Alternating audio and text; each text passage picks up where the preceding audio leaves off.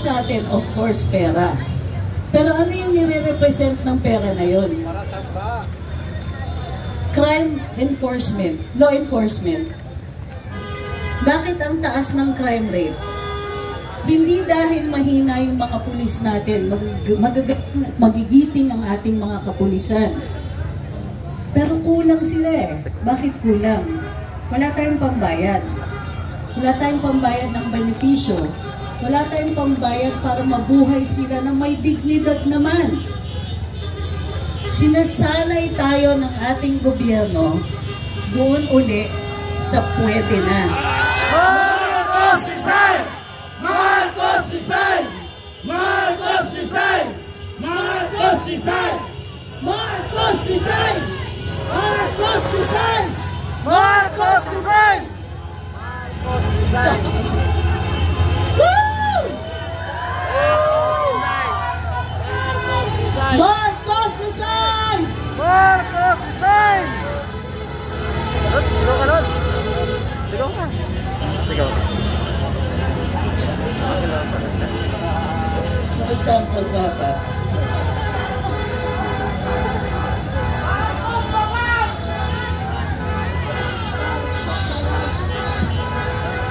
Marcos resign! Marcos resign! Marcos resign! Marcos resign!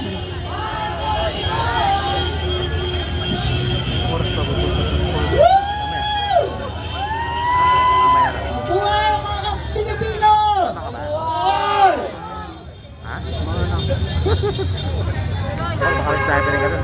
Marcos resign! Marcos resign! Marcos resign! Marcos resign! Muli, hindi pera ang ninanakaw sa atin.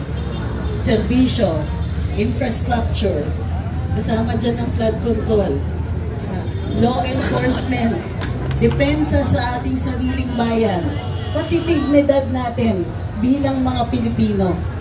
Binibenta ni Marcos dignidad ng Pilipino sa mga dayuhan. May mga dayuhan na ayaw ng Duterte. Sila po ay nagdidikta sa ating Pangulo. Pati ba naman yan?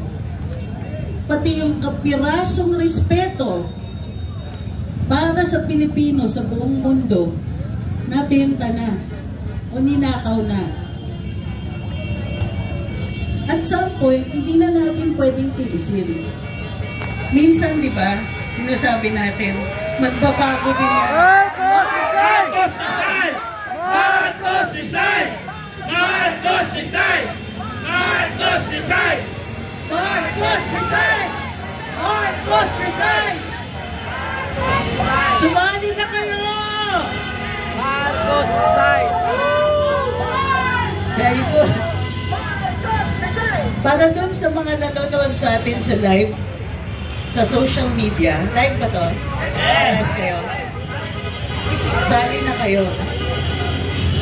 Sali na po kayo.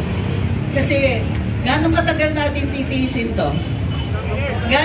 Anong sasabihin natin? Anong ipagmalaki natin sa mga apo natin 5 years, 10 years from now? Na pinayagan natin, ninanakawan tayo, nilalapastangan ng ating karapatan, tapos ginugoyo pa tayo, udol na naman. Naggagawa sila ng investigative commission daw. Ano yung ICI na yan? Bakit hindi police? Bakit hindi NBI? Bakit hindi ombudsman? Bakit kailangan gumawa pa ng panibagong investigative committee na Marcos resign! Marcos resign! Marcos! Bakit kailangan gumawa ng committee? Para proteksyonan ang kanilang mga kaalyado. Mismo. Diba? Unang-una, para bumagal. Para mahilot! Dahil mabagal, sino yung nakalabas ng bansa? Ko!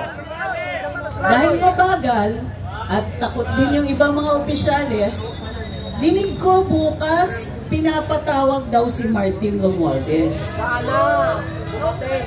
Tingin nyo may makukuha sila? Wala!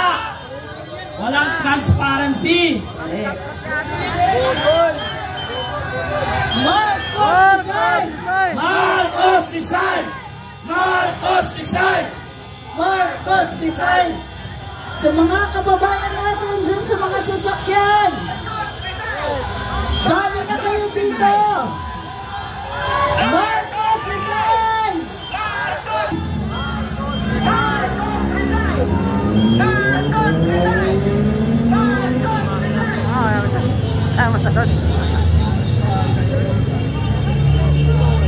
Marcos resign! So nag-create ng ICI para bumagal, para naniniwala. Marcos resign! Okay. Ang galing. Okay. Marcos resign!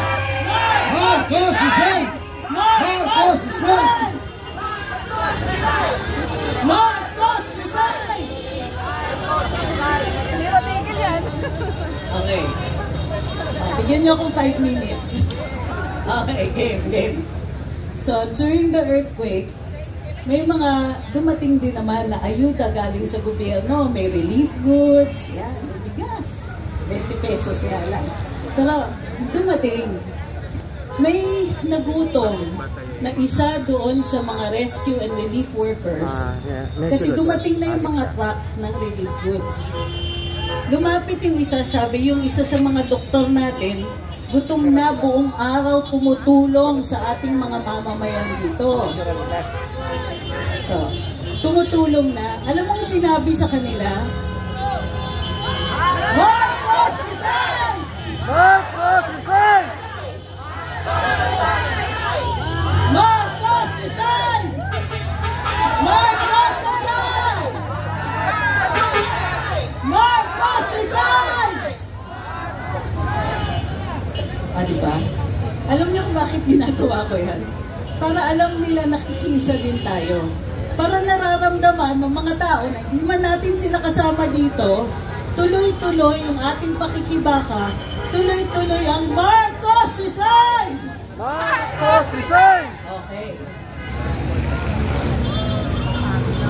So, ibig sabihin, nung nasa Cebu, yung isang doktor yun or relief worker, hindi pinakain kasi sabi, hintayin niyo muna. Maghintay muna kayo kasi hindi pa daw mamimigay ng relief goods dahil wala pa si BBM.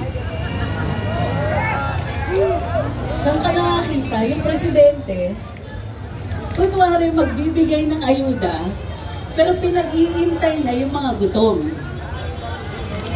Hindi lang yun. Marcos resign! Marcos resign! Marcos resign! Marcos resign! Okay. Pinag-intay ng presidente ang mga taong gutom.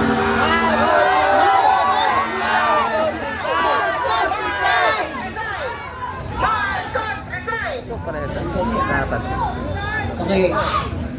Ibig sabihin nun, pagka pinag-iintay niya, kasi gusto niya may coverage. Gusto niya may photo ops. Tapos parang graduation, di ba? Aabutan niya yung mga biktima, yung mga nasalanta, aabutan niya ng ayuda. Tapos gagawing photo ops. Ang tawag nun, corruption. Kasi ninanakaw niya. Ang ninanakaw niya sa ating mga kababayan, dignidad. Marcos resign! Marcos resign! Marcos resign! Marcos resign! Marcos resign! Very good. Sila na rin ang magdadala ng mensahe natin sa iba, di ba? Ang mukha ng korupsyon ay yung nakaw.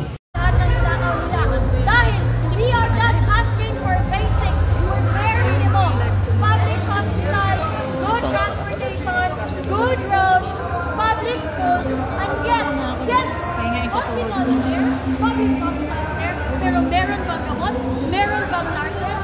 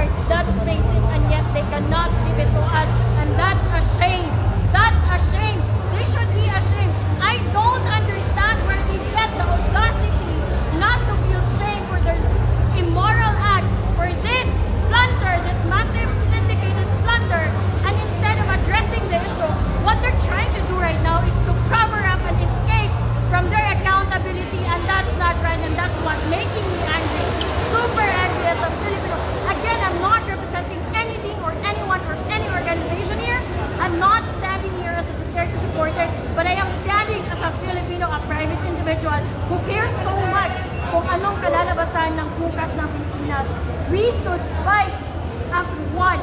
Kasi I know some people here are doing good in life and they think they will just go with the flow. No. In order for us to survive as a country, we should survive as one. That's the most important thing.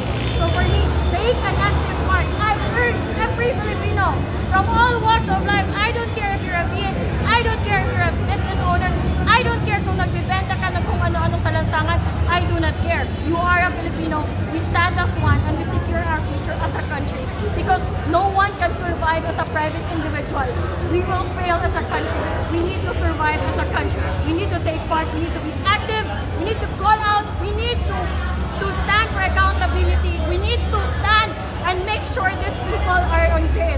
Kasi ang daming taong naghihirap while they are what they're doing there in the Congress, just protecting their own personal interest and just making sure that their pocket is filled with dirty money coming from people's blood and sweat, and that's a shame. People from all over the world are watching, and these are the kind of Filipinos that we are putting on the front line.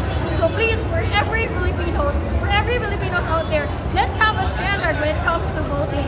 Let's not vote for artista. Let's not vote for those people that has been linked with corruption, that has been convicted for plunder, that has been convicted for child abuse, like Franz Castro. That's a shame. We should have a standard as a Filipino. Because if we are aiming for a better country, we should elect a better leaders.